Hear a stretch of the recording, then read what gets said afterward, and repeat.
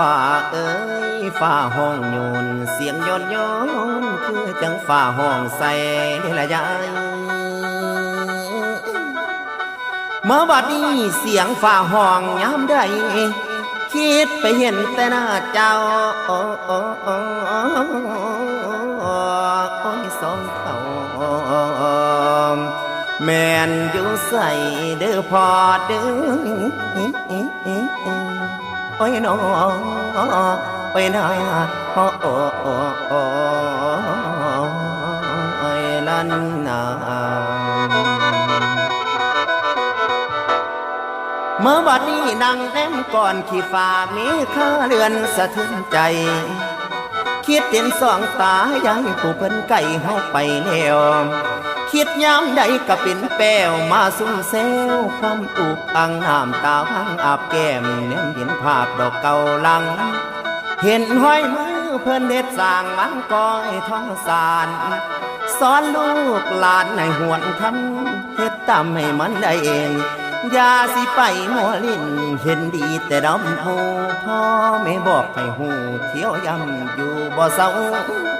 คิดพ่อคำพ่อแม่เว้าบัดเขาใหญ่มีเดียงสาวแล้วจังได้มาควรคิดพิจารณาได้เอง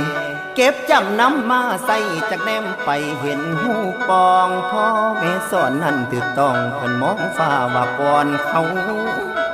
คิดเห็นพ่อแม่เจ้าเรื่องเก่าๆยังจดจำอาชีพพาเขาทำคือเฮ็ดนานั่นส่วนหัวบ่เคยกลัวความหายทำไปบ่ได้บนทนหันหลังใส่ฟ้าทั้งหน้าซองที่ดินโอ้ทั้งชีวิตบ่สิ้นต้องดิ้นต่อบ่รอดวงควงคาไทยลงนาบ่ปล่อยป่าเวลาว่าง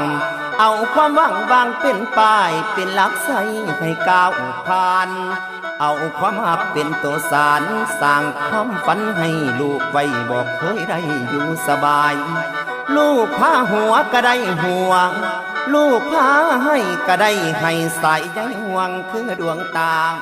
พ่อแม่หามาบัดทั้งสิทุกจนกระทนได้คอยเก็บอ้อมถนอมใส่พากินไปบ่ได้ย้อนหาปูปลามากี่ป่อนหาปลาก่อนมาอ้อมแกง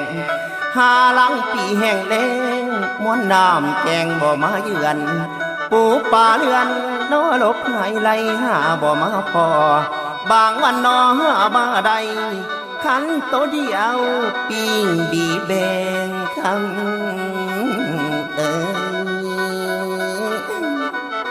ลูกพ่อ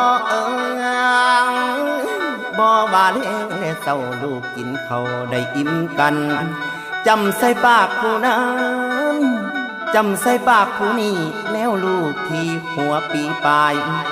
ปานดวงใจแพงคักภาคเพียนถนอมเลี้ยง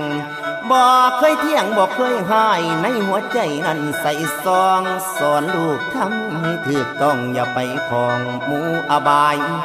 ยามลูกโหห้องให้ก็ไปเที่ยวนอเที่ยวถาม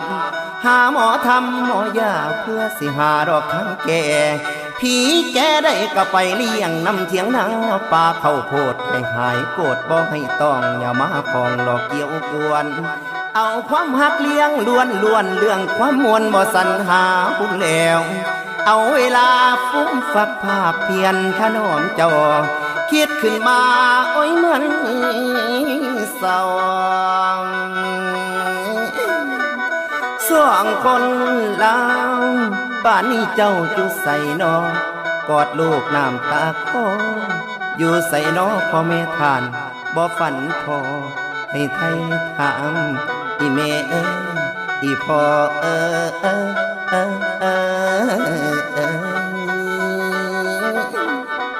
น้ำตาหนองอาบไหลลงใบหน้าหยิบรูปมาก้มกราบใจวาบวาเกิดชาติไหนขอให้ได้นั้นติดตามชดใช้กรรมที่พ่อแม่ดูแลเราโอ้ยอ ธิษฐานขอวอนไทยด้วยหัวใจที่ตั้งต่อให้เกิดเป็นลูกแม่ให้เกิดเป็นลูกพ่อได้ห่วมเงินห่วมบานดูแลทานแม่นทดแทนอีพ่อเอ้ยอีแม่เอ้ยโอ้โอ้โอ้